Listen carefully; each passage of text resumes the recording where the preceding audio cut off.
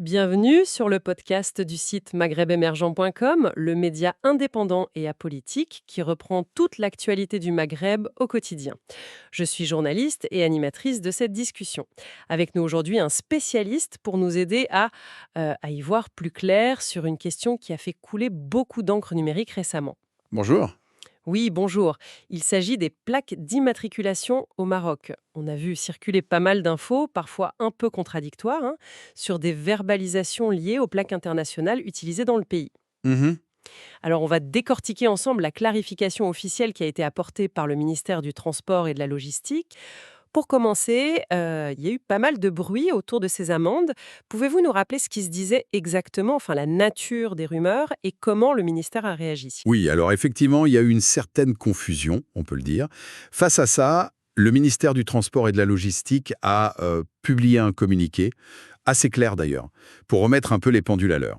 Le point essentiel de ce communiqué, c'est vraiment de démentir que les verbalisations sanctionnaient l'utilisation d'une plaque internationale sur le sol marocain. Ce n'était pas ça, le motif. Ah, d'accord. Les amendes réelles, en fait, elles étaient liées à autre chose. C'était la non-conformité technique des plaques elles-mêmes. Qu'elle soit nationale ou internationale. Exactement, qu'il s'agisse de plaques nationales ou internationales.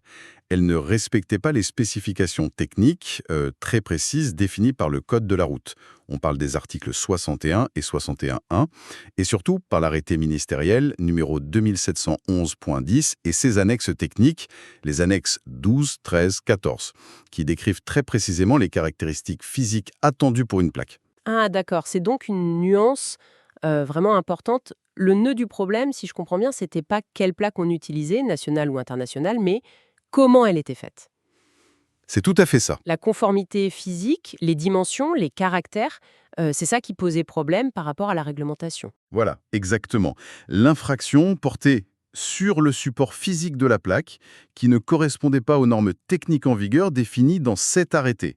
Donc, peu importe que ce soit une plaque prévue pour l'international mais utilisée au Maroc, si elle n'était pas conforme techniquement parlant, eh bien, elle pouvait être verbalisée. C'est ce point technique qui a été mal interprété, je pense. D'accord, c'est plus clair. Alors, face à cette situation un peu floue qui pouvait quand même pénaliser les conducteurs, comment le ministère a cherché à calmer le jeu et à protéger un peu les usagers? Ben, justement, pour éviter que les citoyens se retrouvent un peu pris au dépourvu, que ce soit au Maroc ou même en préparant un voyage à l'étranger, le ministère a annoncé une mesure concrète. Une solution? Oui, une sorte de solution, mais attention, à caractère temporaire, D'accord. si on dit internationale.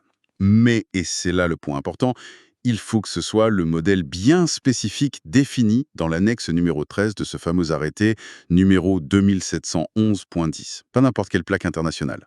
L'annexe 13, donc. L'annexe 13, voilà. Et le point qui change vraiment la donne, c'est que cette autorisation d'utiliser ce modèle précis, l'annexe 13, eh bien, elle est valable aussi bien pour circuler à l'intérieur du Maroc Ah oui. qu'à l'étranger. C'est ça la nouveauté.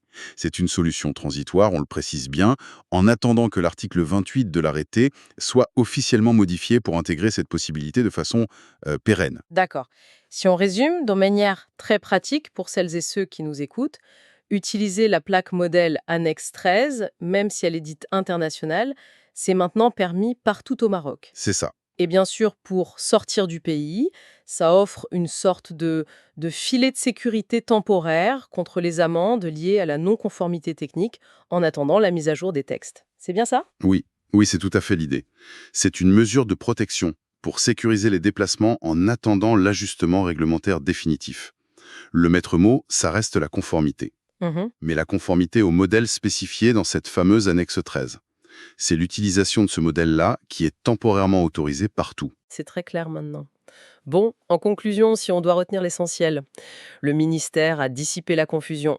Les amendes ne visaient pas l'usage de plaques internationales au Maroc, mais bien des défauts techniques sur les plaques. Exactement. Et pour protéger les automobilistes, une autorisation temporaire permet d'utiliser le modèle spécifique de plaque internationale, celui de l'annexe 13, partout, au Maroc comme à l'étranger, le temps d'adapter la réglementation. Voilà, c'est une bonne synthèse. Et cela soulève peut-être plus largement la question de la communication autour de ces normes techniques parfois complexes et de leur application sur le terrain pour éviter ce genre de quiproquo à l'avenir, non? C'est une réflexion pertinente, oui. La clarté de l'information est essentielle. Merci pour votre écoute et retrouvez plus d'actualités sur maghrebemergent.com.